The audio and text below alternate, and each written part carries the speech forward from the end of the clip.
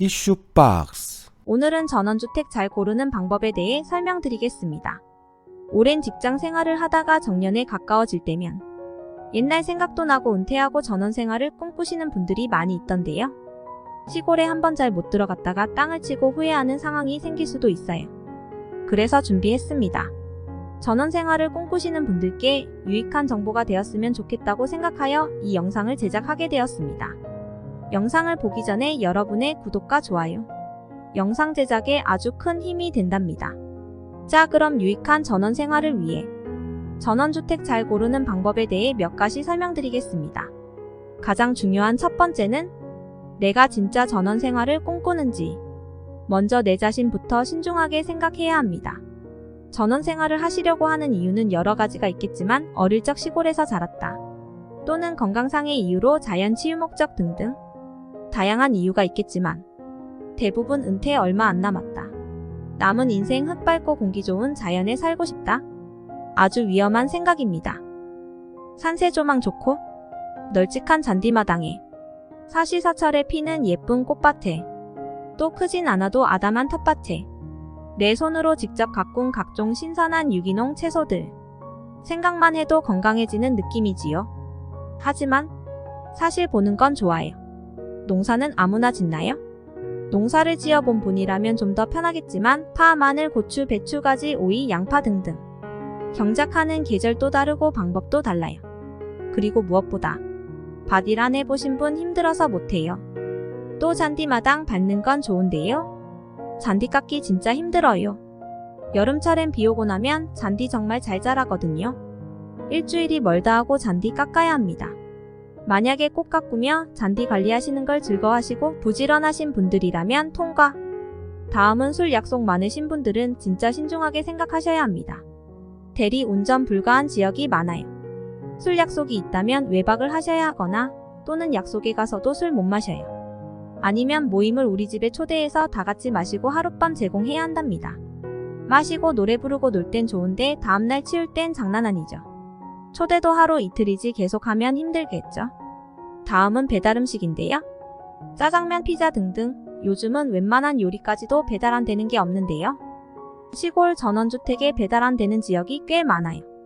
이것 또한 나는 신선한 유기농 채소로 힐링된다면 통과. 아니라면 짜장면 한번 먹으러 차 타고 나가야 됩니다. 야식은 꿈도 못 꿔요. 대신 건강한 부추나 파전은 직접 해 먹을 순 있어요. 참고로 전원주택에도 택배는 대부분 배달됩니다. 지역 특성에 따라 추가 비용이 있지만 그래도 택배는 웬만해선 다 배달됩니다. 자, 일단 여기까지만 하고요. 내 자신에게 신중하게 물어보세요. 이런 상황들이 있는데도 내가 전원 생활에 적합한 사람인지 아니면 도시형 사람이지? 정말 신중하게 고민하시고 전원 생활 결정하세요. 이 부분 외에도 대중교통, 시장, 마트 등등 차 없으면 못 가는 전원주택 입지가 대부분이에요. 자, 이제 결정이 났다면 전원주택 찾으실 때 유의할 점 설명드리겠습니다. 첫 번째는 입지. 무작정 특정 지역 시, 도, 군 이렇게는 안 됩니다. 현재 내가 있는 기점으로 생활권을 염두에 두고 직접 거주 또는 왔다 갔다 할 수 있는 편리한 곳을 미리 염려해 두셔야 합니다. 아예 다른 지역으로 간다면 예외일 수 있지만 예를 들어 경주에 찾고 있다. 경주가 어마어마하게 넓거든요. 무슨 동리까지는 아니더라도 최소 읍, 면소재지 정도까지는 미리 생각해둬야 합니다. 자, 이제 원하시는 입지를 찾았다면 다음은 주변 혐오시설이 있는지 없는지 또 얼마나 떨어져 있는지 확인해봐야겠죠. 그 중에 첫 번째, 축사. 돈사우사 개사 등등 아무래도 시골은 축사가 곳곳에 많이 있거든요. 그리고 솔직히 개인 우사 정도는 소 몇 마리는 크게 상관없다고 생각하는데요. 돈사 또는 개사 가까운 입지는 진짜 피하시길 추천드립니다. 소 몇 마리 안 되는 개인 우사는 그나마 괜찮은데요. 돈사 또는 개사는 냄새가 진짜 장난 아니랍니다. 두 번째로는 철탑인데요. 특고압이 흐르는 철탑이 내가 원하는 집과 얼마나 떨어져 있는지 체크해보시고요. 세 번째로는 무덤인데요. 이건 무서움을 많이 타는 사람에게 해당됩니다. 내 집에 오고 가는 길에 눈에만 안 보인다면? 솔직히 이건 큰 문제는 아닌 것 같아요. 그런데 대형 공동묘지가 바로 옆에 있다면 이야기가 다르겠죠? 아무튼 참고하시고요. 그리고 대형급 가수원이 바로 인근에 있다면 고려해보셔야 합니다. 왜냐면요. 과수원에는 병충해를 막기 위해 농약을 자주 치는데요. 바로 인근에 있다면 우리 집의 지대나 바람 방향에 따라 영향을 많이 받을 수 있어요. 이외에도 차량 이동량이 많이 있는지 없는지, 또 도로보다 아래쪽에 있는지, 또는 인근의 저수지나 강물보다 낮은 위치에 있는지 미리 체크하셔야 합니다. 입지 조건은 이외에도 개인 상황에 따라 달라질 수도 있으니 여기까지만 참고하시고요. 자, 다음은 진입로인데요. 편리한지는 직접 한번 보러 가면서 알 수 있겠죠. 시골길은 도심처럼 길이 좋은 곳은 그리 많지 않아요. 특히 초행길에 더 어색한 길을 가면 같은 길이라도 상대적으로 더 좁게 느껴지는 경우도 있어요. 그래서 처음 가실 땐 도로 상황은 어느 정도는 감안하시고 가시는 길에 판단하면 될 것 같아요. 진입로도 편리한지도 중요하겠지만요. 여기서 한 가지 더 추가요. 현황상 봤을 때 누가 봐도 도로로 보이지만 간혹 지적도상에 사도로로 또는 개인대지나 전답, 임야 등으로 개인 토지인 경우가 간혹 있기 때문에 계약을 진행하기 전에 미리 꼭 짚어봐야 합니다. 지금 당장은 아니더라도 추후에 혹시라도 내 땅 밟고 사니 많이 속 시끄러운 일 생깁니다. 다음은 입지가 바닷가와 산속으로 개개인에 따라 선호하는 지역도 다른데요. 우선 산속에 있을 경우 특히 해당되는 사항인데요. 전원주택 경계 지점이 펜스로 되어 있는지 또는 담장으로 되어 있는지 중요합니다. 개인적으로는 담장을 더 선호하는데요. 담장으로 해두면 아무래도 뱀, 진해 등등 각종 벌레들이 마당으로 쉽게 들어오지 못하게 예방하는 데 도움이 됩니다. 펜스는 아무래도 자연스럽게 드나들기 편리하겠죠. 아무리 자연이 좋다고 하지만 뱀, 진해 등등 각종 벌레들 저도 싫어하거든요. 참고하시고요. 자, 다음은 마당을 둘러보실 때 잘 보셔야 하는 건데요. 사실 이건 비가 오고 난 뒤에 봐야 정확하게 알 수 있기는 한데요. 배수가 잘 되는지, 마당 구배는 잘 되어 있는지 살고 있는 집 주인분에게 먼저 물어라도 보셔야 합니다. 그리고 잔디마당이 있는 집이라면 잔디마당 관리 상태를 유심히 살펴보시고요. 정원 관리가 잘 되고 있다면 대부분 집 내부도 관리를 잘하고 있다고 생각하시면 됩니다. 앞에서도 설명드린 것처럼 잔디마당과 정원 관리하기가 쉬운 일이 아니거든요. 마당과 정원만 봐도 어느 정도 가늠할 수 있답니다. 관리가 잘 되고 있다면 살고 있는 주인분이 아주 부지런하다라고 생각하시면 될 것 같아요.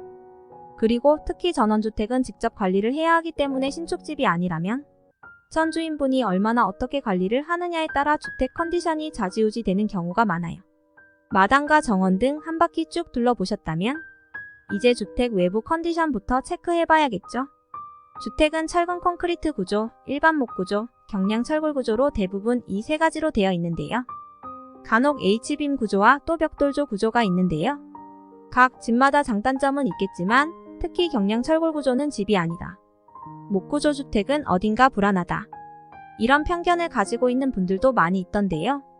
이건 잘못된 생각입니다. 경량 철골 구조 스틸하우스라고도 불리는데요. 내진 설계 적용 가능하고요.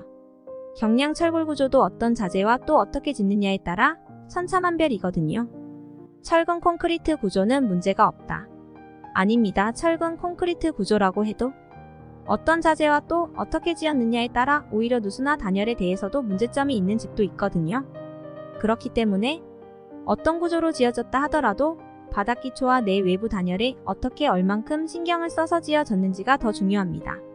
그런데 내가 짓지를 않았는데 어떻게 아냐고요? 당연히 정확하게 알 수는 없죠.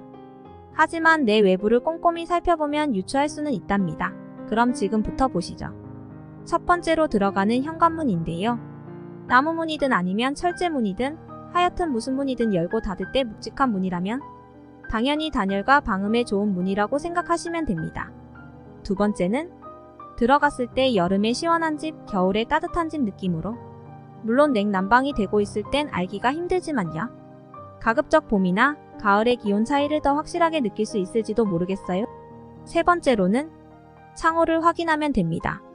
창호는 환기와 채광과 단열의 가장 중요한 한 부분이기 때문에 두꺼운 페어글라스 창호로 시공이 되어 있는지 살펴본 후 조망도 한번 보고 나면 끝이 아니라 이때 벽면 두께를 살펴보셔야 합니다.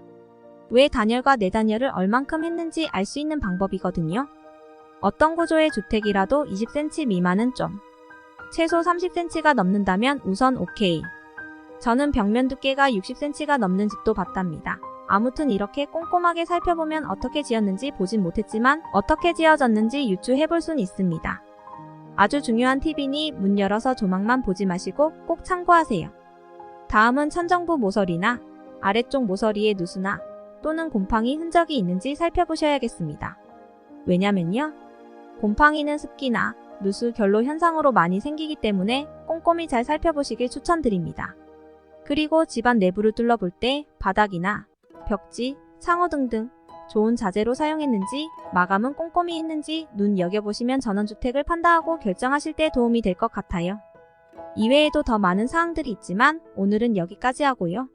앞서 언급한 대로 진짜 전원 생활에 관심이 있는지, 아니면 단순히 자연인이다 보고 나도 떠나고 싶은 건지 정말 신중하게 판단하시고 더 좋은 집, 더 가고 싶은 집 찾으실 때 참고하세요. 그럼 다음에 또 좋은 영상으로 찾아뵙겠습니다. 구독, 알림 설정, 좋아요까지 잊지 마시고요. 그럼 다음에 또 다른 유익한 영상으로 찾아뵙겠습니다. 시청해주셔서 감사합니다.